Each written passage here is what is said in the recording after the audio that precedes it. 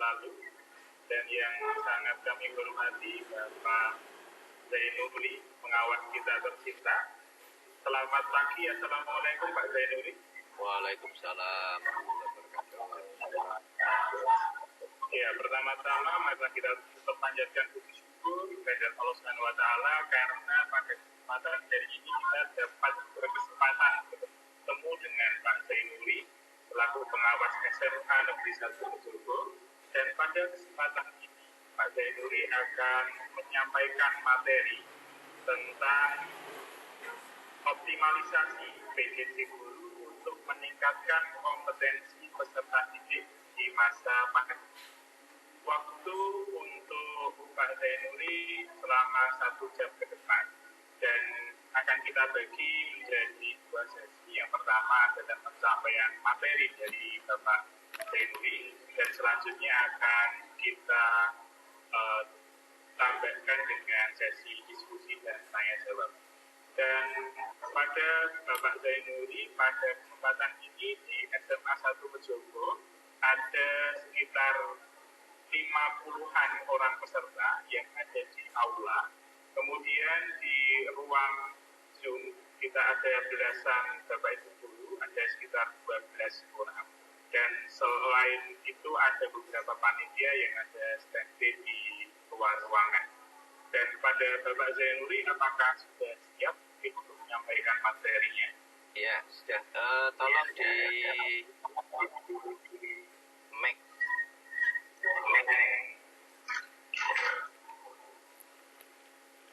Untuk screen. Pada Pak Zainuri sudah saya tunjukkan. Oke. Dan ini akan saya tunjukkan para peserta yang tergabung di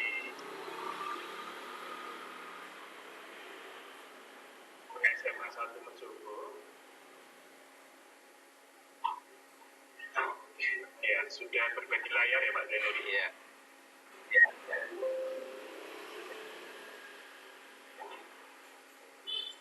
Bisa dimulai, Pak? Iya. Waktu dan kesempatan pada beliau Bapak Kades Zainuri MSI selama 46 menit depan untuk sesi materi dan selanjutnya sesi tanya jawab. Kepada Bapak Zainuri MSI kami persilakan. Ya, terima kasih. Assalamualaikum warahmatullahi wabarakatuh. Selamat pagi, Bapak Ibu SMA, Bapak Ibu guru SMA, menyertai Bapak Ibu sekalian. Mari kita senantiasa memanjatkan kehadirat Allah Subhanahu wa taala atas karunia-Nya. Alhamdulillah hari ini kita dapat melaksanakan IHT dengan materi optimalisasi PJJ di masa pandemi. Sebelumnya mohon izin Bapak Ibu yang masih mic-nya mute, yang masih unmute, mohon bisa di-mute-kan. Mas Nur. Masih rame, Pak. Pak Susilo masih rame. Ya. Pada kesempatan ini nanti kita bicara tentang optimalisasi PJJ di masa pandemi. Kemudian nanti kalau kita ada waktu, kita bicara tentang kurikulum pembelajaran di sekolah. Kemudian kita tambah dengan tes diagnostik. Bapak Ibu yang saya hormati, kita mengetahui bahwa kenyataan yang ada pada masa sekarang ini kita pada masa yang nomor 2, yaitu pada masa pandemik COVID-19. Sebelumnya kita masanya masa normal, di mana di dalam pelaksanaan kurikulum dan pembelajaran di sekolah, kalau pada masa normal sesuai dengan kurikulum 2013, pembelajaran bisa dilaksanakan dengan dengan tatap muka dan bisa juga dengan tambahan daring. Karena apa? Suasananya suasana normal. Kemudian pada masa pandemik seperti yang kita alami sekarang, mulai pertengahan bulan Maret sampai sekarang ini, maka Bapak Ibu guru di dalam pelaksanaan pembelajaran di sekolah, penerapan kurikulum di sekolah, Bapak Ibu bisa menyesuaikan target kurikulum. Yang kedua, bisa melaksanakan pembelajaran jarak jauh, belajar jarak jauh. Mengapa? Karena situasinya darurat, tidak normal. Otomatis karena tidak normal, maka capaian belajarnya juga mengalami defisit. Oleh karena itu, pada masa pandemi ini perlu adanya asesmen diagnostik. Kemudian, yang ketiga, pada masa new normal, kebiasaan baru, entah nanti kapan, semoga saja nanti pada bulan Desember ini bisa kita ke new normal, karena syarat untuk new normal tidak lain harus zona wilayah kita harus zona yang hijau. Kurikulum bagaimana di dalam penerapan kurikulumnya, maka juga menyesuaikan kurikulum 2013 diawali dengan asesmen diagnostik, pembelajaran dengan protokol kesehatan, pembelajaran daring dan blended. Blended itu ya perpaduan antara daring dan online, keadaan kita new normal. Kemudian kurikulum 2013 ini sebagaimana kita ketahui, kalau di dalam kurikulum 2006 pendidikan karakter sudah ada, maka dalam kurikulum 2013 ini diperkuat. Di samping itu, ada penguatan pendidikan karakter sebagai respon kebutuhan kompetensi abad 21 yang terkenal dengan 4C, kreatif, kritis, kolaboratif, dan komunikatif. Oleh karena itu, kalau kita cermati Bapak Ibu sekalian, maka ini yang harus ada pada peserta didik. Kritis, kreatif, inovatif, komunikatif, dan kolaboratif. Kemudian yang kedua, anak-anak kita harus kita bimbing untuk lebih mampu mengembangkan literasi, baik itu literasi baca tulis, numerasi, sains, digital, finansial, budaya, dan kewarganegaraan. Kecakapan hidup yang harus ada pada kompetensi abad 21, fleksibilitas dan adaptabilitas. Jadi ini kalau kita cermati, kalau kita hubungkan dengan Hua Gardner, maka dua kecerdasan yang disampaikan oleh Hua Gardner, yaitu kecerdasan refleksi diri dan kecerdasan sosial, ini sangat penting sekali. Kemudian kecakapan hidup apa? Inisiatif dan mandiri, interaksi lintas sosial budaya, kemudian produktivitas dan akuntabilitas, yang terakhir adalah kepemimpinan dan tanggung jawab. Konteks materinya apa ini? Konteksnya ini. Mata pelajarannya sesuai dengan kurikulum yang ada. Kompetensinya apa ini? Karakternya bagus, numerik, literate, kemampuan berpikir kritis, kolaboratif, kreatif, dan komunikatif. Karakter yang dikembangkan apa? Ini, ketakwaan, cinta tanah air, toleran, menghormati keberagaman, jujur, adil, empati, penyayang, rasa hormat, kesederhanaan, pengampun, bukan pendendam tapi pengampun, rendah hati, integritas, disiplin kerja keras, kreatif, mandiri, demokratis, curiosity-nya tinggi, rasa ingin tahunya tinggi, semangat kebangsaan, menghargai prestasi, bersahabat, cinta damai, gemar membaca, peduli lingkungan, peduli sosial, tanggung jawab, kerja keras, sederhana, dan berani peduli. Jadi ini yang harus kita tanamkan pada peserta didik kita. Bapak Ibu, sesuai dengan surat edaran Menteri nomor 4 tahun 2020 tentang pelaksanaan kebijakan pendidikan dalam masa darurat penyebaran COVID-19, belajar dari rumah, belajar jarak jauh.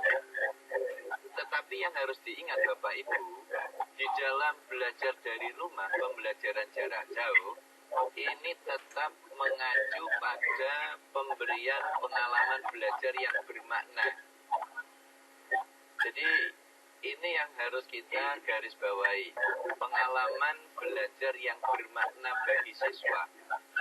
Kemudian siswa tidak terbebani tuntutan menuntaskan seluruh capaian kurikulum untuk kenaikan kelas maupun kelulusan. Materi pembelajaran bersifat inklusif sesuai dengan usia dan jenjang pendidikan, konteks budaya, karakter, dan jenis kekhususan peserta didik. Aktivitas dan penguasaan bervariasi. Karena apa? Daerah yang satu berbeda dengan daerah yang satu. Satuan pendidikan rendah berbeda dengan satuan pendidikan menengah. Kemudian tentang intake siswa, ini juga berbeda satu dengan yang lain. Yang berikutnya sesuai dengan minat dan kondisi masing-masing. Jadi Bapak Ibu harus mempertimbangkan kesenjangan akses fasilitas. Oleh karena itu, Bapak Ibu wali kelas dan guru BK ini sangat diharapkan perannya dalam rangka untuk meneliti, mendeteksi, mencari data sejauh mana peserta didik ini mampu untuk melaksanakan pembelajaran jarak jauh. Implementasinya harus memperhatikan ketercapaian kompetensi peserta didik pada satuan pendidikan dalam kondisi khusus sesuai dengan kebutuhan pembelajaran peserta didik. Jadi nanti Bapak Ibu tetap harus membuat satu metrik kira-kira apa saja yang harus dicapai oleh peserta didik untuk kompetensinya. Pelaksanaan kurikulum pada kondisi khusus ini bertujuan untuk memberikan fleksibilitas bagi satuan pendidikan untuk menentukan kurikulum yang sesuai dengan kebutuhan peserta didik. Oleh karena itu, Bapak Ibu, ini ada 3 opsi yang bisa Bapak Ibu lakukan. Tetap mengacu pada kurikulum 2013 secara utuh.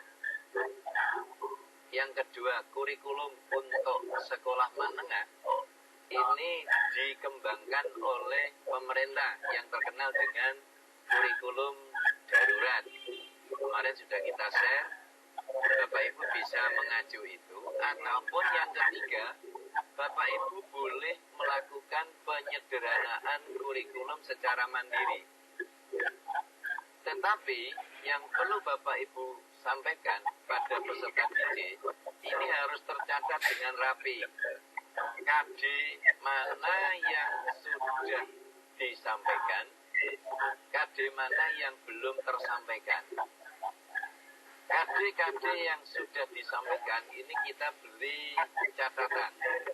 KD-KD yang belum tercapai, artinya belum disampaikan pada pembelajaran, diupayakan pada saat nanti new normal ataupun normal yang seutuhnya ini bisa dilakukan dengan matrikulasi, sehingga ke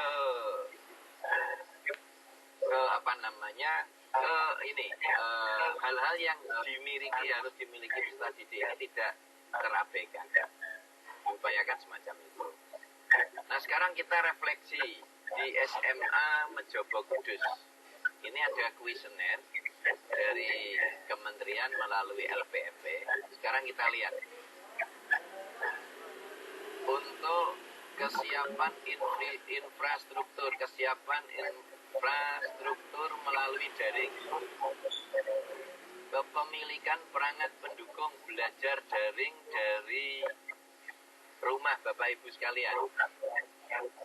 Kira-kira perangkat gawe semua guru sudah punya ya? Komputer, gawe, laptop, akses internet, akses listrik, aplikasi pembelajaran daring. Ini saya kira untuk guru Mejobo sudah punya semua.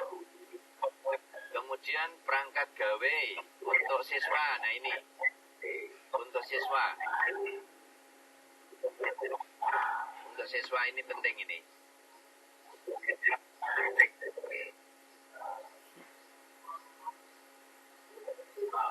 Jadi untuk siswa, perangkat gawenya, siswa yang sudah mempunyai gawe, ini berapa komputer, berapa laptop, berapa.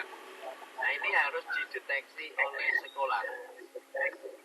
Yang tidak punya berapa. Kemudian yang kedua,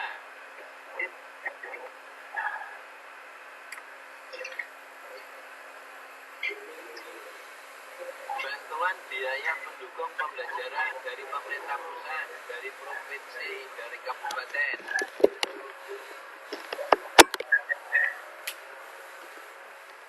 Uang, pulsa, voucher, langganan aplikasi daring lainnya. Untuk yang siswa, uang, pulsa, voucher, langganan aplikasi daring. Ini kira-kira untuk SMA Mejobo seberapa persen? Ini perlu kita kaji.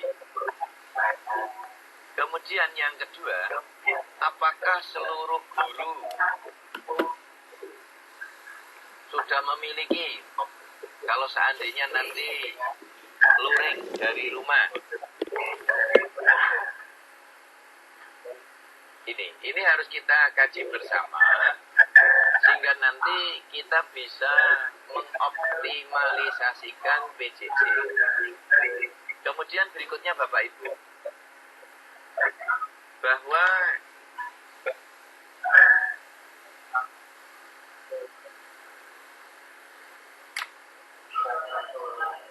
di dalam proses pembelajaran antara guru dan peserta didik, maka wali kelas, guru pembimbing ini juga berperan aktif. Jadi tidak melepas 100% proses pembelajaran ini pada guru. Artinya apa? Artinya Bapak Ibu wali kelas, guru pembimbing, guru juga, ini harus mendeteksi seberapa jauh peserta didik ini mampu mengikuti PJJ sekaligus mampu mengikuti dengan nyaman dalam proses pembelajaran. Kepala sekolah memantau, mengevaluasi secara periodik, bisa 1 minggu sekali, bisa 2 minggu sekali, bisa 1 bulan sekali. Sehingga apa? Sehingga peserta didik ini terdeteksi sejauh mana kemampuan peserta didik dalam mengikuti pembelajaran. Kemudian yang tidak kalah pentingnya adalah peran orang tua. Peran orang tua.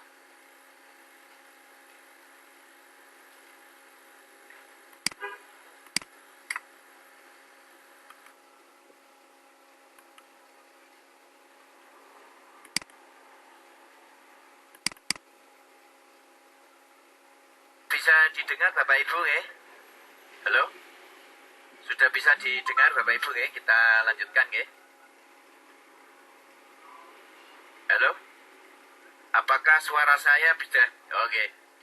Bapak Ibu yang saya hormati, kita lanjutkan. Jadi optimal optimalisasi PJJ dalam peningkatan kompetensi peserta didik ini kepala sekolah, guru, wali kelas, dan guru pembimbing ini harus sinergis dalam pelaksanaan proses pembelajaran. Kepala sekolah melakukan pemantauan, pembimbingan, kemudian evaluasi dan tindak lanjut.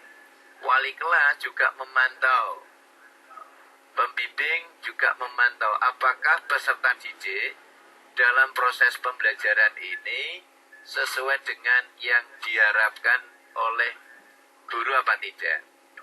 Orang tua juga mendampingi peserta didik. Sehingga kalau ini terjadi dengan baik, saya yakin bahwa kompetensi peserta didik ini akan meningkat. Kemudian Bapak Ibu, ini perlu kami sampaikan adanya asesmen diagnostik. Asesmen diagnostik itu apa? Proses sistematis untuk mengumpulkan data siswa yang berfungsi untuk melihat kemampuan dan kesulitan yang dihadapi dalam belajar. Berdasarkan informasi tersebut, guru akan menyusun program pembelajaran yang bersifat realistis sesuai dengan kenyataan objektif.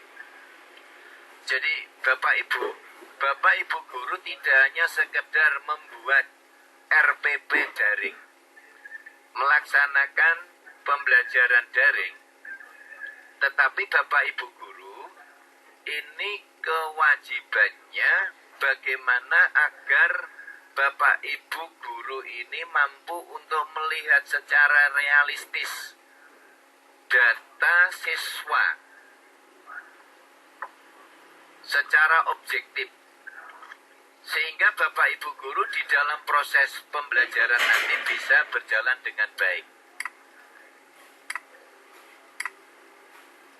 Nah, ini kalau menurut Bramit, suatu bentuk pra-penilaian yang memungkinkan seorang guru menentukan kekuatan, kelemahan, pengetahuan, dan keterampilan individu siswa sebelum pembelajaran.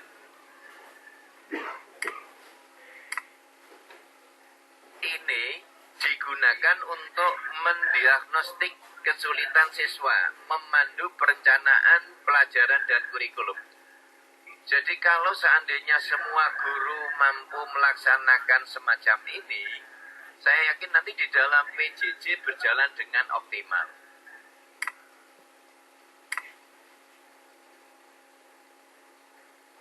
Kemudian manfaatnya apa? Jadi kalau kita cermati di sini, ya, merencanakan pembelajaran secara efisien. Jadi guru setelah mendiagnostik kesulitan yang dihadapi peserta didik, kemudian Bapak Ibu guru bisa merencanakan secara baik bagaimana pembelajaran dilaksanakan secara efisien. Kemudian yang kedua, memperoleh informasi yang lengkap tentang siswa, kelebihan dan kesulitan belajar. Kemudian yang ketiga, merancang baseline untuk asesmen belajar.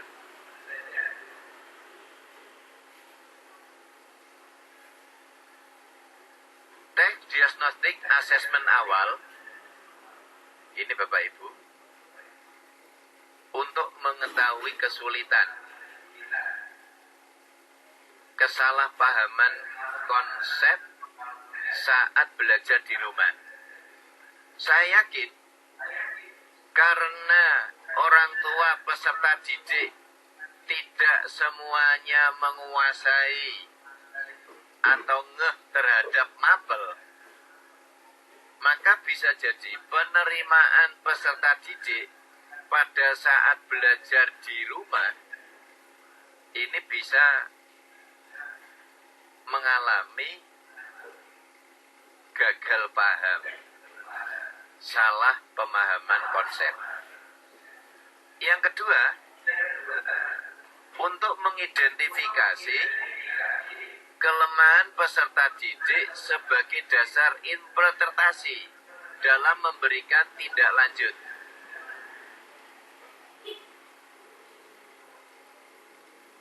Jadi tahapannya seperti ini Bapak Ibu. Menganalisis KD, identifikasi, menganalisis keterkaitan materi pada KD prasyarat dengan KD di kelas asesmen. Kemudian Bapak Ibu bisa menyusun soal. Tidak hanya menyusun soal, tetapi kewajiban Bapak Ibu menganalisis jawaban siswa. Kemudian menginterpretasi dan melakukan tindak lanjut.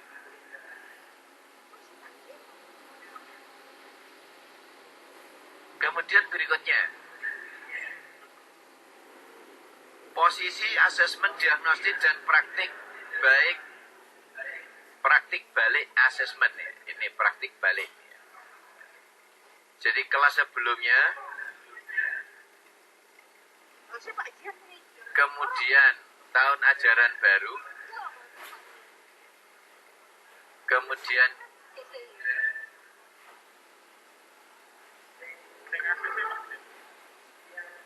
berikutnya. Gimana Bu, ini ngasih dulu.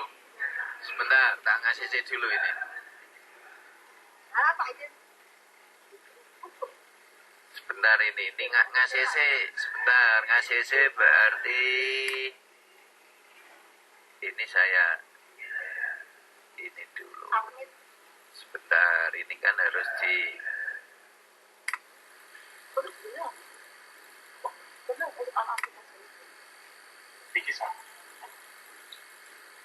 ini ya.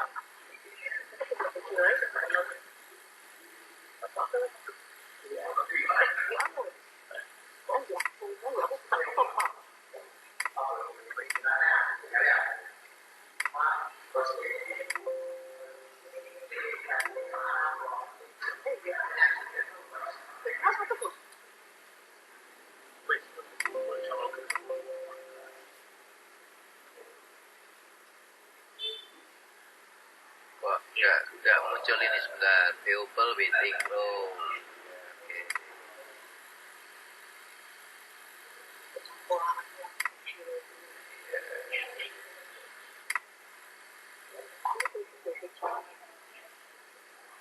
Sudah saya admin.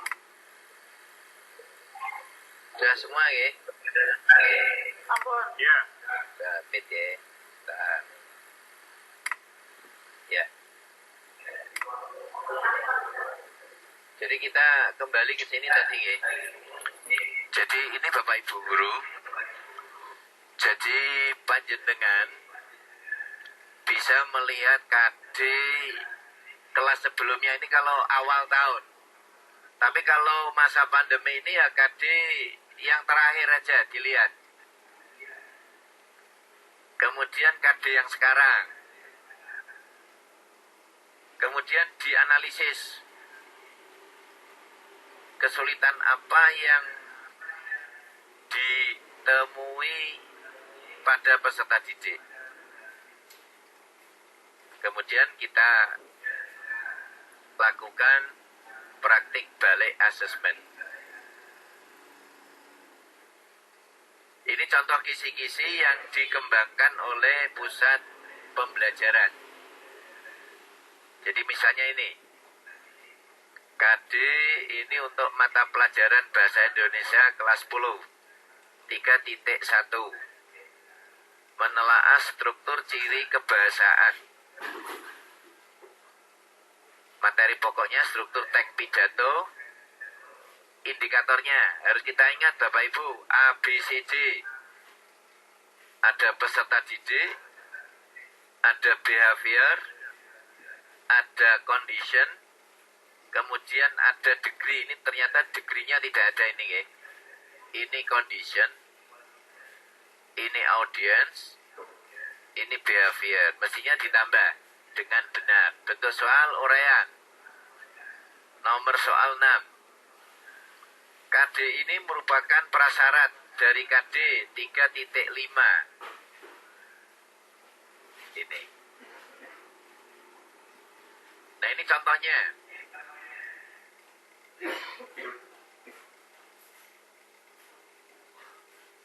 Kemudian pertanyaannya, jadi ini condition ya, disajikan data,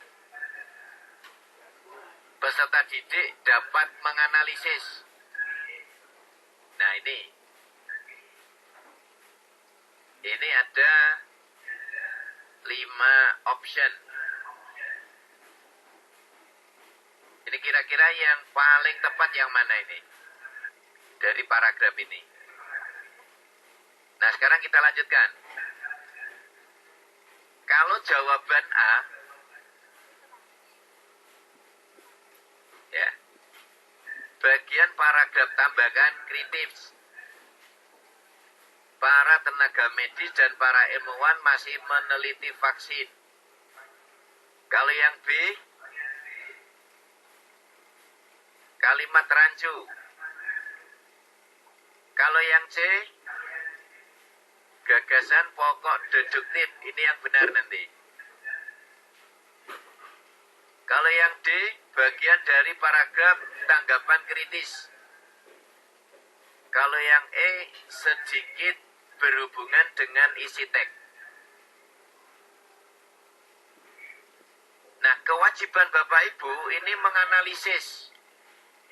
Setelah kita ketahui kunci jawabannya adalah C, kewajiban Bapak Ibu selanjutnya adalah menganalisis.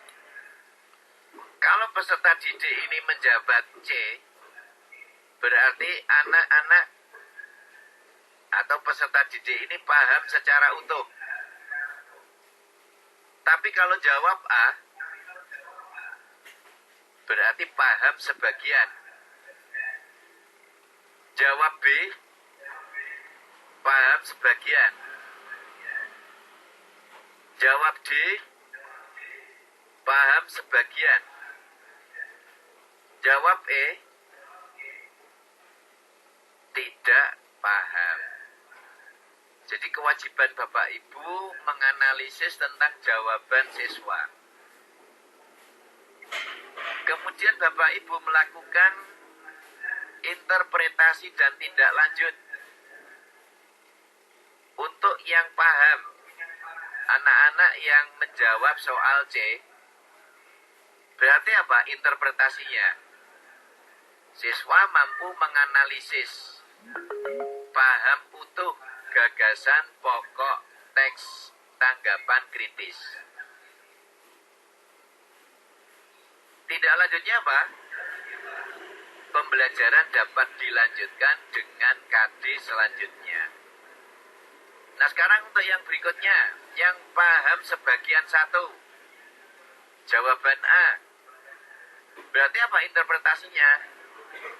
Siswa kurang mampu menganalisis atau kurang paham gagasan pokok teks kritis. Nah, tindak lanjutnya apa? Kemungkinan jawabannya berikutnya. Memberikan pembelajaran remedi. Guru memberikan ciri gagasan pokok. Memberikan penguatan. Menggunakan metode pembelajaran variatif dan seterusnya. Untuk yang paham sebagian 2, yang jawab B, melatih siswa kemampuan membaca, memberi penguatan konsep paragraf deduktif. Untuk yang paham sebagian 3, yang Bapak Ibu lakukan ya ini. Bagaimana melatih peserta didik untuk membaca pemahaman melalui teks bacaan sederhana. Latihan dilengkapi kalimat sederhana. Kemudian berikutnya, seperti ini. Yang tidak paham, yang jawab E. seperti ini yang harus Bapak Ibu lakukan.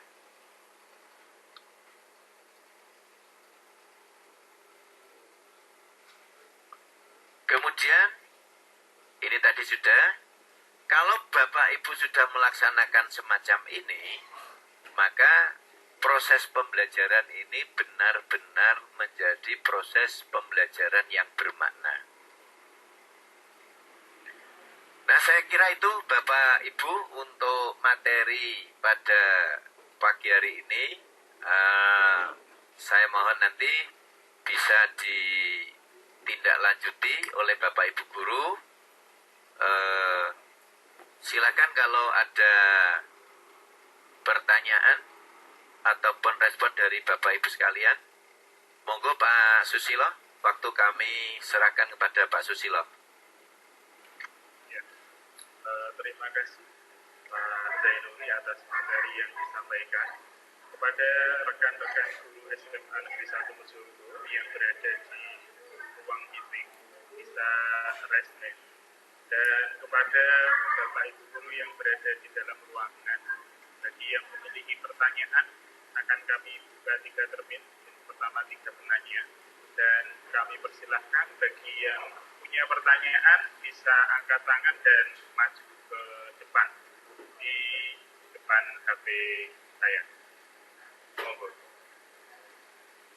Bapak Ibu guru yang ada di ruangan. Sudah ayo.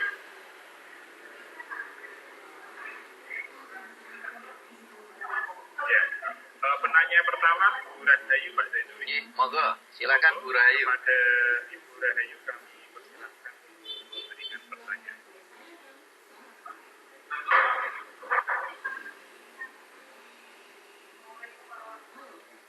Waalaikumsalam.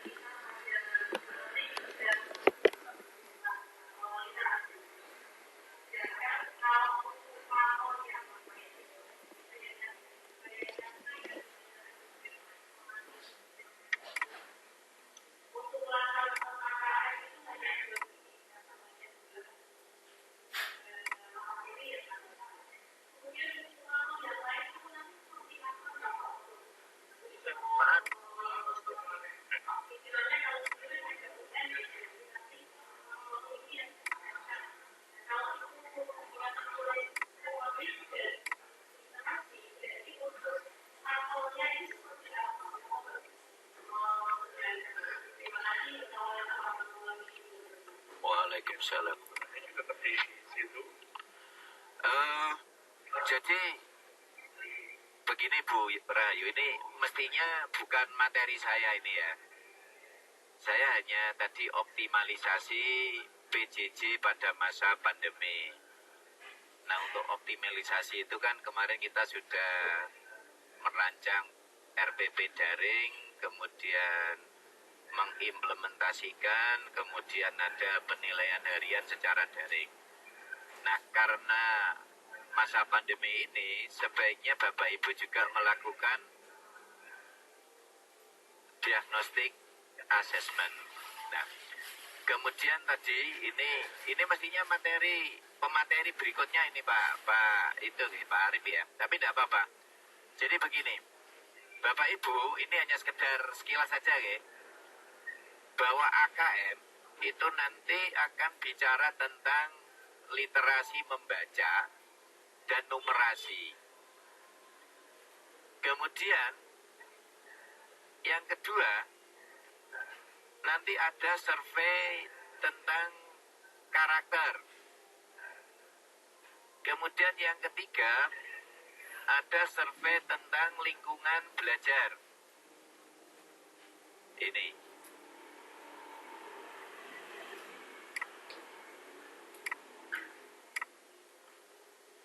Nah, komponen AKM-nya ini Bu Yayu. Ini ya. Literasi membaca, kontennya informasi sastra.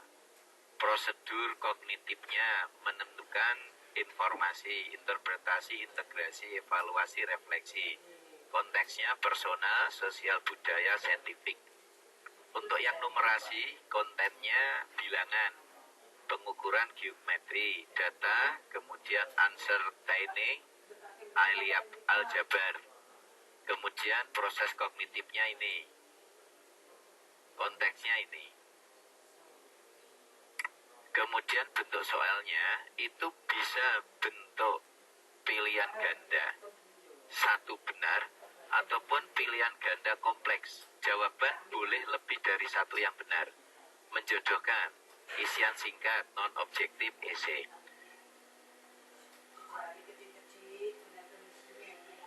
Yeah. Kemudian sumber datanya ini AKM, Dapodik, Emis. Laporannya seperti ini, evaluasinya, evaluasi diri sekolah dan seterusnya. Kemudian ini untuk yang SMA kelas 11, materinya sampai kelas 10. Literasi membaca, numerasi, survei karakter, survei lingkungan belajar. Kapan dilaksanakan? Tahun 2001. Tahun 2021 ini sudah tidak ada UN. Kemudian, nah ini kelas 11-nya ini contohnya seperti ini, Bu. Jadi nanti mapelnya itu mapel yang lintas mapel. Kalau kita cermati di standar kompetensi lulusan itu kewajiban sekolah untuk yang indikator yang keempat. Ini tidak lain adalah untuk menganalisis lintas mapel. Jadi materi yang lintas mapel itu apa? Nah, nanti barangkali yang diujikan itu. Jadi nanti ini AKM itu tidak seluruh peserta didik, tapi nanti sampling. Oleh karena itu kewajiban dari Bapak Ibu Guru ini mulai saat sekarang ini menguji cobakan kira-kira peserta didik mampu tidak kalau seandainya ada soal semacam ini. Jadi diuji coba pada peserta didik. Jadi tidak lagi materinya seperti materi yang ada di ujian nasional. Jadi ada materi biologi sendiri, fisika sendiri, tapi tidak, hanya numerasi dan literasi tadi bahasa itu ya. Saya kira itu Bu Yayu untuk sekedar jawabannya. Monggo kalau ada respon dari Bu Yayu. Bu Rahayu, ada lagi atau akan ditanyakan pada sesi selanjutnya? Ini mestinya sesi berikutnya ini. Monggo, sudah puas sementara Bu Rahayu? Ya. Pertanyaan pertama dari Bu Rahayu sudah. Selanjutnya dari Bapak Ibu Guru yang lain, monggo jika ada silakan angkat tangan. Atau teman-teman yang ada di ruang meeting, silakan raise hand. Atau langsung bertanya juga bisa. Bu Dia. Ya, ada Bu Dia, Pak Zainuri. Oh iya, monggo oke. Silakan ke depan bertanya.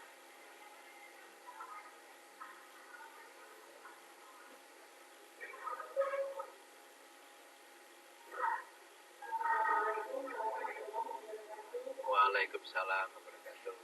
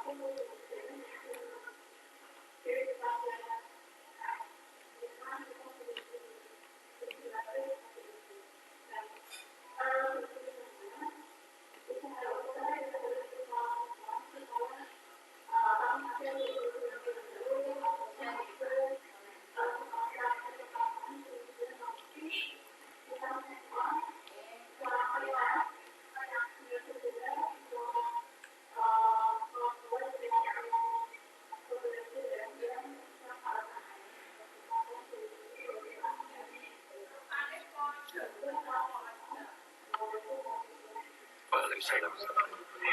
Pak Arif, satu-satu dulu Pak Arif. Diulang Pak, tadi gembel suaranya. Yang pertama apa tadi? Langsung saya jawab.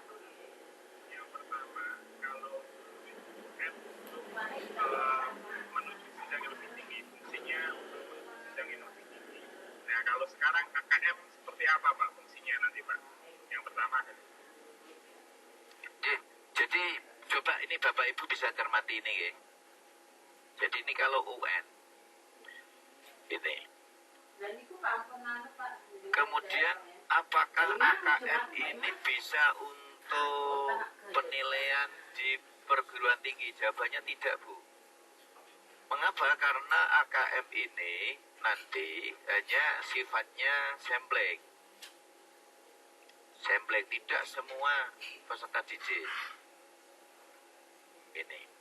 Yang kedua, ini hanya untuk melihat tentang ini.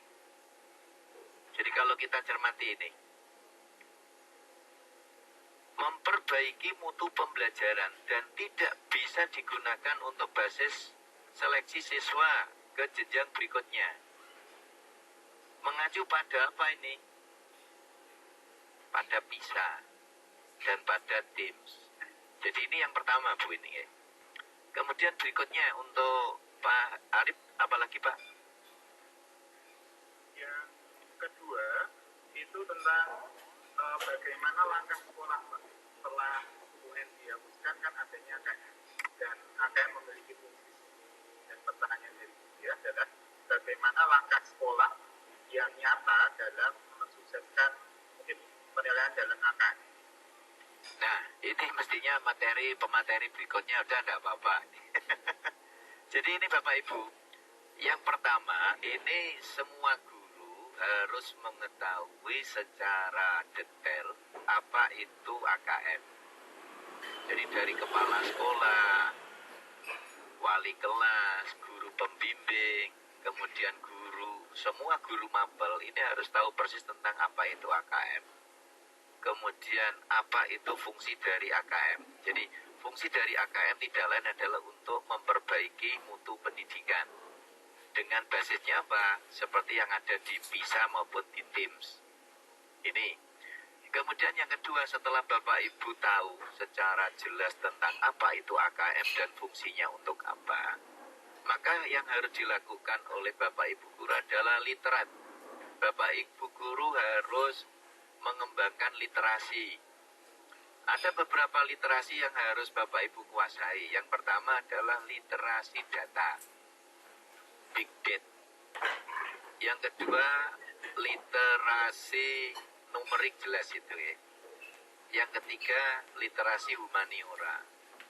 Ya ini literasi-literasi yang harus Bapak Ibu lakukan. Jadi Bapak Ibu tidak lagi sekarang menanti instruksi, tetapi Bapak Ibu membuka diri untuk mengeksplor Bapak Ibu bagaimana literasi numerik itu seperti apa. Kalau tidak salah beberapa saat yang lampau itu kami sudah mengirimkan contoh literasi untuk tes diagnostik yang ada kaitannya dengan AKM. Kalau tidak salah dilewat WAG mungkin minta Bu Yayu, itu ada berapa itu 6 kalau tidak salah itu. Bagaimana seperti kalau kita tes TPA itu, seperti itu. Jadi itu Bu, strategi yang bisa Bapak Ibu lakukan, dan mohon FGD ini bisa ditingkatkan. FGD, fokus group discussion di sekolah. Nah kalau kepala sekolah, guru wali kelas, guru pembimbing sudah tahu persis, kemudian mencoba untuk membuka diri dan mengembangkan diri, kemudian peserta didik diajak untuk mencoba. Pada awal bulan September, pada hari Jumat kemarin juga ada tes uji coba. Barangkali di antara Bapak Ibu sudah mengikuti sertakan peserta didik. Saya kira itu Pak Arif. Kemudian yang ketiga apa tadi? Ya, selanjutnya dia sudah puas. Sudah. Selanjutnya pertanyaan ketiga. Masih tadi tiga pertanyaan kan, tidak salah Bu Dia tadi. Dua, oh ya. Ya. Selanjutnya Pak Amiri. Monggo Pak Amiri. Waalaikumsalam warahmatullahi wabarakatuh.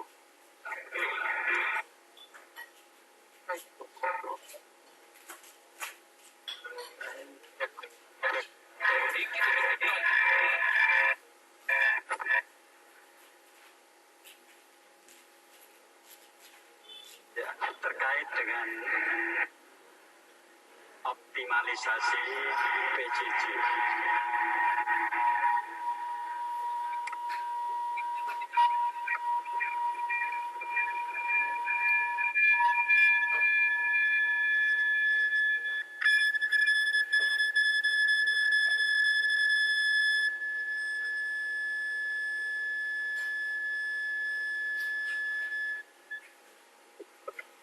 Monggo Pak Amirin. Terkait dengan optimalisasi PJJ.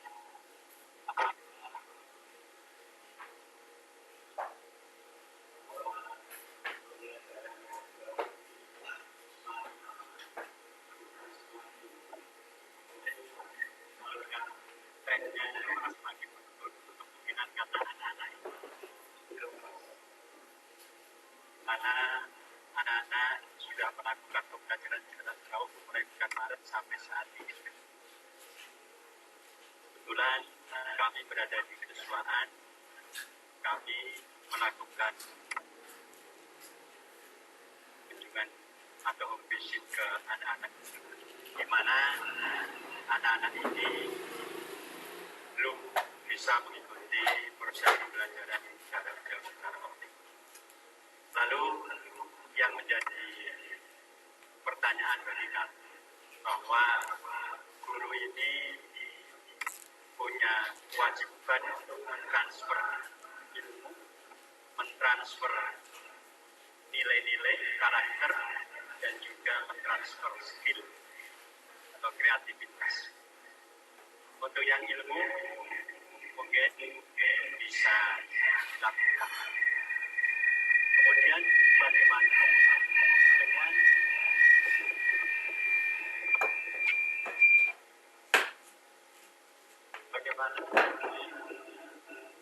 yang nilai value transfer of lalu bagaimana Bapak Ibu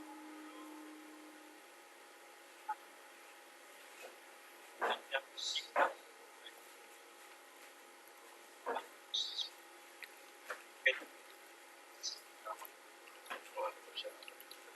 Ya, terima kasih Pak Amirin.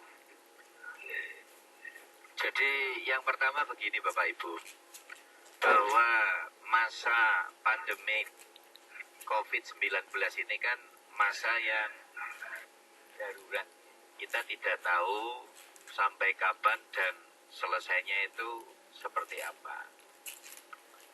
Tetapi adanya masa pandemi ini kita juga harus ikhlas menerima karena juga banyak hal-hal yang di luar dugaan pada kita. Kalau dulu yang namanya guru itu tidak ngeh terhadap dunia daring, alhamdulillah sekarang hampir 100% guru bisa.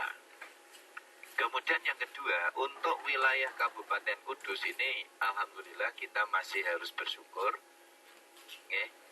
karena hampir semua anak ini terjangkau internet.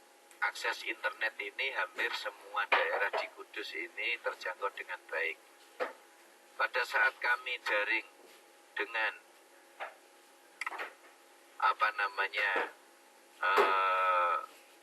pengawas di luar Jawa, apakah di Kalimantan atau di Papua, itu ternyata mereka akses internetnya tidak bagus, Pak. Tidak bagus. Bahkan ada juga yang wilayah kalau listrik itu hanya nyala itu kalau malam hari. Ada juga yang semacam itu. Jadi kita masih di Kabupaten Kudus masih tetap harus bersyukur. Kemudian yang berikutnya Bapak Ibu, bagaimana mengupayakan agar anak-anak dan kita ini tidak bosan. Makanya yang pertama, bagaimana kita menyusun strategi agar pembelajaran kita itu tidak garing. Tidak garing. Garing itu ya artinya ya membosankan. Kita bikin satu kegiatan pembelajaran yang menyenangkan dengan memilih aplikasi yang sesuai dan jangan menjemukan. Zoom itu menjemukan itu. Kalau panjenengan misalnya dapat jatah 90 menit digunakan Zoom, anak ini lelah. Maka apa yang Bapak Ibu lakukan? Mungkin Zoom-nya hanya 15 menit. Yang 75 menit ini digunakan untuk belajar mandiri. Caranya apa? Bisa jenengan bikin video. Ya, ini sudah kami contohkan ya, bikin video. Dan tidak terlalu sulit. Kemudian bikin semacam UKBM, unit kegiatan belajar mandiri. Ya, bukan merupakan modul, tapi semacam untuk pembelajaran di SKS itu. Jadi nanti seperti itu. Kemudian untuk guru-guru tari misalnya, bagaimana cara nanti kegiatan belajar yang mandiri pada peserta didik, ini anak-anak bisa mempraktekkan diri. Apakah mandiri sendiri ataukah mandiri dalam bentuk kelompok? Monggo terserah. Tari bisa, olahraga bisa. Jadi tidak bisa ada istilah, wah olahraga ini kan tidak bisa Pak. Bisa nanti, seperti kalau Bapak Ibu pada saat tugas akhir peserta didik bikin senam. Kan ada itu Pak, senam irama. Saya masih mengingat itu Bapak Ibu guru olahraga, anak-anak untuk prakteknya semacam itu. Untuk kemudian untuk yang yang IPA, bagaimana untuk praktikum? Praktikum yang sifatnya sederhana, penelitian sederhana. Yang penting apa? Anak ini mampu untuk menyerap KD. Dan yang perlu kita pegang adalah tidak semua KD ini harus dikuasai oleh anak. Oleh karena itu tadi ada 3 pilihan kurikulum. Kurikulum K13 yang runut KD 1, 2, 3, 4, 5, 6, 7, 8 misalnya boleh. Misalnya semester ini baru sampai 3 KD tidak masalah, walaupun jatahnya sampai 5 KD, yang 2 KD digunakan untuk berikutnya. Tidak masalah Pak. Makanya Pak, di dalam masa pandemi ini tidak ada keharusan nilai itu bagus. Tetapi apa? Yang penting apa? Bagaimana Bapak Ibu guru mampu untuk mentransfer pengetahuan, kemudian nilai. Nah, nilai ini bisa panjenengan gunakan melalui apa Pak? Ya tadi itu kejujuran, kemandirian, nilai-nilai semacam itu Pak. Nilai religius. Kemudian dan tidak kalah pentingnya peran orang tua Pak. Makanya sekarang ini orang tua baru sadar ternyata pembelajaran yang dilakukan di rumah ini membebankan orang tua. Karena apa? Orang tua harus monitor langsung. Kalau dulu kan tidak. Jam 7 dilepas, pulang jam 4 sore. Orang tua hanya berapa saat di rumah. Sekarang ini kan 1 hari penuh anak-anak di rumah.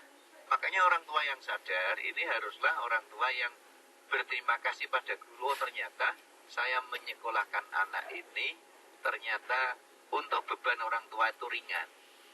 Nah, ini baru orang tua yang memang dia orang tua hebat merasa bahwa sekarang inilah saatnya orang tua berperan di pendidikan, khususnya pendampingan peserta didik. Jadi seperti itu Pak Amirin. Semua sinergis. Jadi nilai ini bisa panjenengan terapkan melalui hubungan orang tua dengan peserta didik. Tidak pada orang tua. Ya, makanya guru pembimbing dan wali kelas ini harus selalu mendeteksi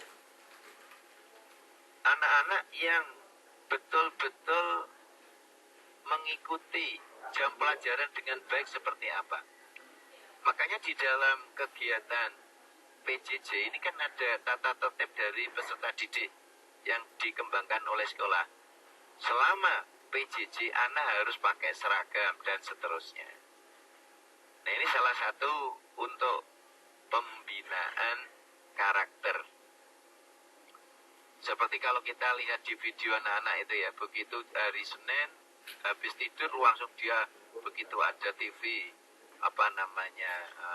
pengibaran bendera anak SD ini langsung dia hormat. Nah ini seperti itu Pak. Jadi yang penting apa? Habituasi, pembiasaan. Saya kira itu Pak Amirin. Jadi yang penting Bapak Ibu semangat, jangan patah semangat.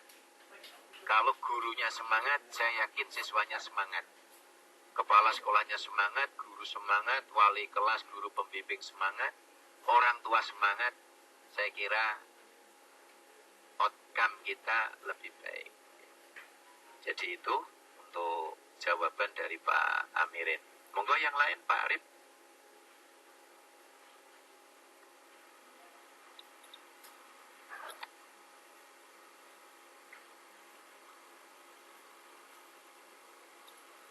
Sampai jam berapa Pak Arif ini?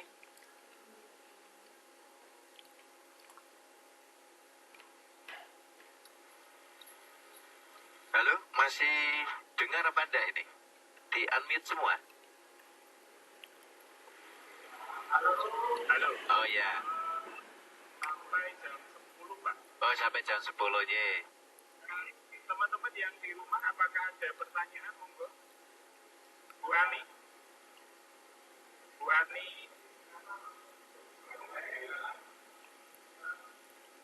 Atau teman-teman yang ada di dalam ruang masih yang ada pertanyaan lagi, satu lagi penanya.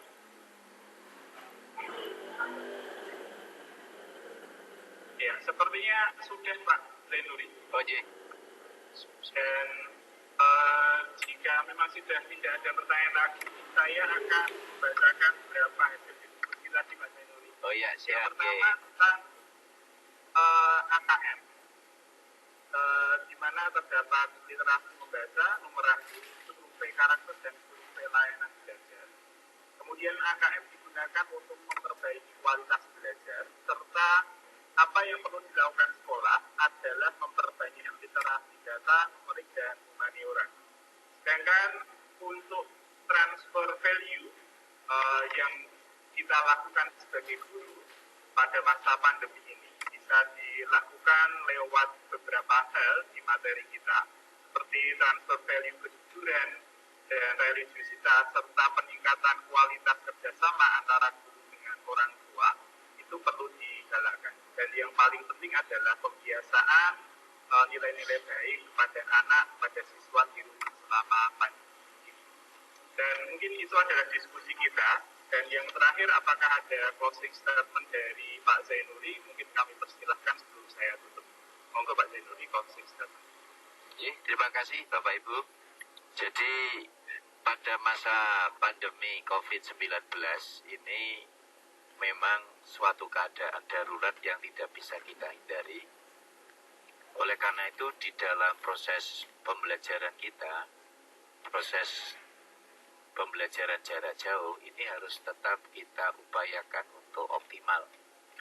Optimalisasi PJJ pada masa pandemi ini dapat dilakukan apabila terjadi sinergitas antara guru, wali kelas, guru pembimbing, kepala sekolah, dan orang tua siswa saat proses pembelajaran jarak jauh itu.